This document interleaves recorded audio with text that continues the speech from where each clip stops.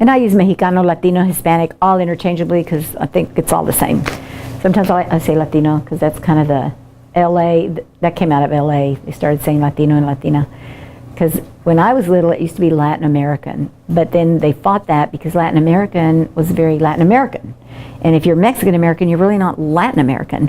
And LULAC was League of United Latin American Citizens. That's what that was it, because we were called that. Well, then they fought that, and then we became Hispanic.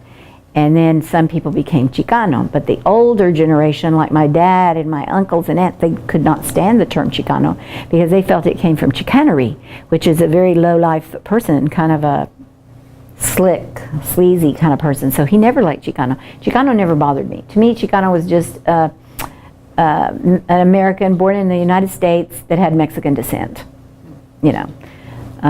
But the Mexican people in Mexico would always criticize Chicanos. I mean, I had relatives that lived in Mexico, and they would talk to us kind of like we're like nothing. I mean, in other words, we're not really Mexican because we don't live in Mexico, and then we're in the United States. But they would always see that the United States would treat the Mexicans like second class. You know, what is that term? The red-haired stepchild. Oh. Basically, so it was like we were, and that's the way it was. We were kind of, and you know, and they had terms for us. So we've always been kind of in between. But you know, and my grandparents had grandparents that were here for 4 generations before, when this was Mexico. I mean, they were on this side of the Rio Grande, so that was Mexico.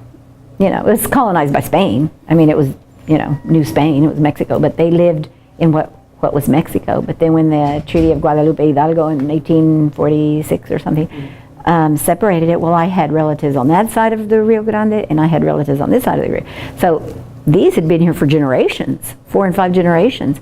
But now, like on my father's side, his parents came from more of the interior in Mexico, and then they moved to Mier, which was in Mexico still, but then they moved into San Antonio like in the 1800s, 1880s.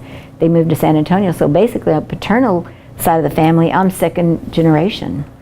But on my mother's side, I'm like 5th. They're here forever.